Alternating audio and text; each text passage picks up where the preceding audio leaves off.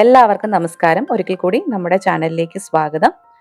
പഞ്ഞി പോലെ സോഫ്റ്റും നല്ല ടേസ്റ്റിയുമായിട്ടുള്ളൊരു ബ്രേക്ക്ഫാസ്റ്റ് റെസിപ്പിയാണ് നമ്മളിന്ന് തയ്യാറാക്കുന്നത്. ഒരു ഗോവൻ സ്പെഷ്യൽ റെസിപ്പിയാണ്. അവിടെയൊക്കെ ക്രിസ്മസ് ടൈമിൽ തയ്യാറാക്കുന്ന ബ്രേക്ക്ഫാസ്റ്റ് ആയിട്ടുള്ള സന്നാസ് ആണ് ഇന്ന് നമ്മൾ ചെയ്യുന്നത്. കാണുമ്പം വട്ടയപ്പം പോലെയൊക്കെ ഇരിക്കുമെങ്കിലും തയ്യാറാക്കുന്ന രീതി വ്യത്യസ്തമാണ്. അപ്പോൾ നമുക്ക് വേഗം റെസിപ്പിയിലേക്ക് കിടക്കാം. ഒരു ബൗളിലേക്ക് നമുക്ക് 2 കപ്പ് പൊന്നിയരി ഇട്ട് കൊടുക്കാം. പൊന്നിയരിക്ക് പകരമായിട്ട് ഇഡ്ലി അരി വേണമെങ്കിലും ഉപയോഗിക്കാം. ഇനി വേറൊരു പാത്രത്തിലേക്ക് 2 ടേബിൾ സ്പൂൺ ഉഴുന്നും കൂടെ ഇട്ട് കൊടുക്കാം. ഇനി ഇത് രണ്ടും 2-3 പ്രാവശ്യം നന്നായിട്ട് കഴുകിയതിന് ശേഷം കുറച്ചധികം വെള്ളത്തിൽ കുതിർക്കാനായിട്ട് മാറ്റി വെക്കണം. ഏകദേശം ഒരു 4 മണിക്കൂർ ഇത് കുതിരാനായിട്ട് നമുക്ക് മാറ്റി വെക്കാം. അരിയും ഉഴുന്നും കുതിർത്ത് വെച്ചിട്ട് 4 മണിക്കൂർ ആയിട്ടുണ്ട്. ഇനി നമ്മളത് മിക്സിയിൽ ഇട്ട് അരച്ചെടുക്കുകയാണ് ചെയ്യുന്നത്. അതിന് മുമ്പായിട്ട് നമുക്ക് കുറച്ച് ഈസ്റ്റ് ഒന്ന് ആക്റ്റീവ് ആകാനായിട്ട് വെക്കേണ്ടതുണ്ട്. അപ്പം ഞാനിവിടെ 1/4 കപ്പ് ചെറു ചൂടുവെള്ളത്തിലേക്ക് 3 ടേബിൾ സ്പൂണോളം പഞ്ചസാര ചേർത്ത് നന്നായിട്ട് അലിയിച്ചെടുക്കുകയാണ്. ചെറു ചൂടുവെള്ളം തന്നെ എടുക്കാനായിട്ട് ശ്രദ്ധിക്കുക. വെള്ളത്തിന്റെ ചൂട് കൂടിപ്പോയാലും കുറഞ്ഞു പോയാലും ഈസ്റ്റ് നന്നായിട്ട് ഫെർമെന്റ് ആവില്ല. ഇതിലേക്ക് നമ്മളൊരു 1/4 ടീസ്പൂൺ ഈസ്റ്റ് കൂടെ ചേർത്ത് കൊടുത്ത് നന്നായിട്ട് മിക്സ് ചെയ്തതിന് ശേഷം ഒരു 10 മിനിറ്റ് ഇതൊന്ന് ആക്റ്റീവ് ആകാനായിട്ട് നമുക്ക് മാറ്റി വെക്കാം. ഈസ്റ്റ് ആക്ടിവേറ്റ് ആകുന്ന സമയം കൊണ്ട് നമുക്ക് ഉഴുന്നും അരിയും അരച്ചെടുക്കാം. ഉഴുന്നിന്റെ അളവ് കുറവായതുകൊണ്ട് മിക്സിയുടെ ചെറിയ ജാറിൽ അരച്ചെടുക്കുന്നതായിരിക്കും നല്ലത്. ആ കുതിർത്ത് വെച്ച അതേ വെള്ളത്തിൽ തന്നെ അരച്ചെടുത്താൽ മതി. അതുകൊണ്ടാണ് അരിയും ഉഴുന്നും കഴുകിയതിന് ശേഷം കുതിർത്ത് വെക്കാനായിട്ട് പറഞ്ഞിരുന്നത്. ഇതുപോലെ നല്ല ഫൈൻ പേസ്റ്റ് ആക്കി വേണം അരച്ചെടുക്കാനായിട്ട്. ഒട്ടും തന്നെ തരി ഉണ്ടാവരുത്. അപ്പൊ അരച്ചതിന് ശേഷം ഞാനത് വേറൊരു പാത്രത്തിലേക്ക് മാറ്റിയിട്ടുണ്ട്.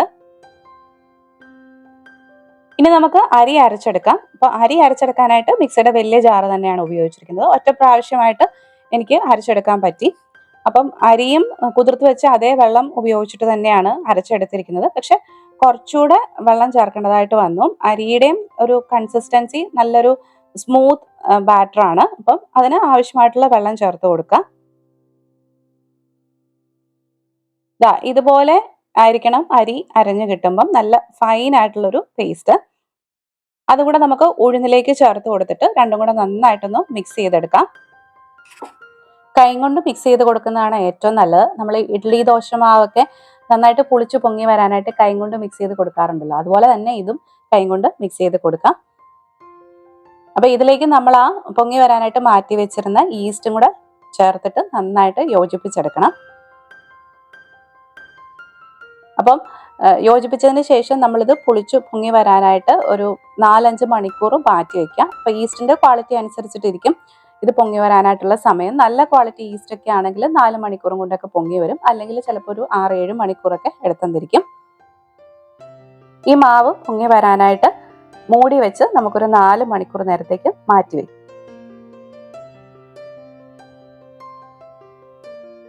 ഇപ്പൊ നമ്മൾ മാവ് പുളിക്കാൻ മാറ്റി വെച്ചിട്ട് 4 മണിക്കൂർ കഴിഞ്ഞു. നന്നായിട്ട് പുളിച്ച് പൊങ്ങി വന്നിട്ടുണ്ട്. ഇനി നമുക്ക് ഇതിലേക്ക് ആവശ്യത്തിനുള്ള ഉപ്പ് ചേർത്ത് കൊടുക്കണം. എന്നിട്ട് ഒന്നുകൂടെ ഒന്ന് മിക്സ് ചെയ്തെടുക്കണം.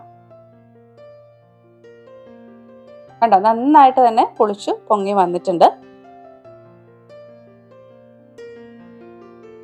അപ്പോൾ മിക്സ് ചെയ്തതിന് ശേഷം നമ്മളിത് ഇഡ്ലിയും വട്ടയപ്പവും ഒക്കെ ആവിയിൽ വേവിച്ചെടുക്കുന്നത് പോലെ തന്നെ വേവിച്ചെടുക്കുകയാണ് ചെയ്യുന്നത്.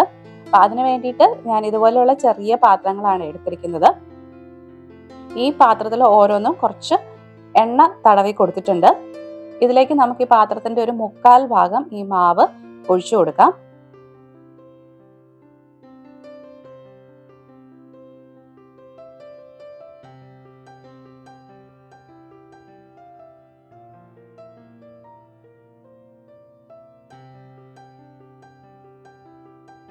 ഇതുപോലെയുള്ള 4 പാത്രങ്ങളിലേക്ക് ഞാൻ മാവ് ഒഴിച്ചു കൊടുത്തിട്ടുണ്ട്. ഇനി ഞാനിവിടെ എടുത്തിരിക്കുന്നത് ഇതുപോലെയുള്ള ഒരു കുഴിപ്പാത്രമാണ്. ശരിക്കുമുള്ള സന്നാസ് റെസിപ്പികൾ ചെയ്യുന്നത് ഇതുപോലെയുള്ള വട്ട കുഴിപാത്രങ്ങളിലാണ്. എൻ്റെ കയ്യിൽ ഇപ്പം ഈ ഒരു പാത്രം മാത്രമേ ഉള്ളൂ. അതുകൊണ്ടാണ് ഞാൻ ബാക്കി മറ്റേ പാത്രങ്ങളിലേക്ക് ഒഴിച്ചു കൊടുത്തിരിക്കുന്നത്. ഇനി നമ്മളിത് ആവിയിൽ വേവിച്ചെടുക്കുകയാണ് ചെയ്യുന്നത്. അപ്പം ഞാനൊരു സ്റ്റീമറിലേക്ക് കുറച്ച് വെള്ളം നിറച്ച് നേരത്തെ തന്നെ അടുപ്പിലേക്ക് വെച്ച് കൊടുത്തിട്ടുണ്ടായിരുന്നു. അപ്പൊ ആവി വന്ന് തുടങ്ങിയിട്ടുണ്ട്. അതിലേക്ക് നമുക്ക് ഈ പാത്രങ്ങൾ ഓരോന്നായിട്ട് വെച്ച് കൊടുക്കാം. ഇനി ഇതൊരു ലോ ടു മീഡിയം ഫ്ലെയിമിൽ 15 മിനിറ്റ് വേവിച്ചെടുക്കാം. ഇപ്പോൾ നമ്മൾ സന്നാസ് വേവിക്കാൻ വെച്ചിട്ട് 15 മിനിറ്റ് ആയി. ഇനി നമുക്ക് മൂടി തുറന്ന് ഇത് ഈ സ്റ്റീമറിൽ നിന്ന് മാറ്റാം.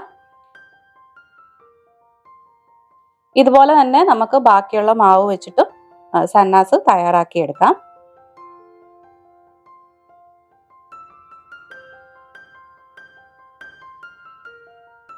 അങ്ങനെ സന്നാസ് റെഡിയായി വന്നിട്ടുണ്ട്.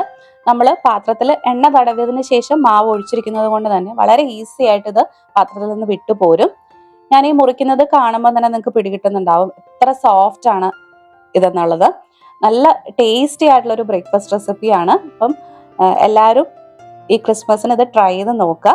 പിന്നെ ഇതിങ്ങനെ വെറുതെ കഴിക്കാൻ അത്ര രസം ഉണ്ടാവില്ല. എപ്പോഴും ഏതെങ്കിലും ഒരു നോൺ വെജ് കറിയുടെ കൂടെ സെർവ് ചെയ്യുന്നതായിരിക്കും നല്ലത്. ഞാനിവിടെ ബീഫ് കറിയുടെ കൂടെയാണ് ഇത് സെർവ് ചെയ്തിരിക്കുന്നത്. അതുപോലെ തന്നെ ചിക്കനോ അല്ലെങ്കിൽ പോർക്കോ ഒക്കെ ഇതിൻ്റെ കൂടെ നല്ല കോമ്പിനേഷനാണ്. അപ്പം എല്ലാവരും ഇത് ട്രൈ ചെയ്ത് നോക്കുക. ട്രൈ ചെയ്തിട്ട് നിങ്ങളുടെ ഫീഡ്ബാക്ക്സ് എന്നെ അറിയിക്കുക. നിങ്ങൾക്ക് ഈ റെസിപ്പി ഇഷ്ടമായിട്ടുണ്ടെങ്കിൽ മറക്കാതെ ലൈക്ക് ചെയ്യുകയും കമൻറ്റ് ചെയ്യുകയും ഷെയർ ചെയ്യുകയും ചെയ്യുക കേട്ടോ. സബ്സ്ക്രൈബ് ചെയ്യാതെ കാണുന്നവരാണെന്നുണ്ടെങ്കിൽ ഒന്ന് സബ്സ്ക്രൈബ് ചെയ്യുകയും കൂടെ ചെയ്യുക. അപ്പോൾ നമുക്ക് വീണ്ടും വേറൊരു റെസിപ്പി ആയിട്ട് കാണാം. അതുവരെ ബൈ ബൈ, ടേക്ക് കെയർ.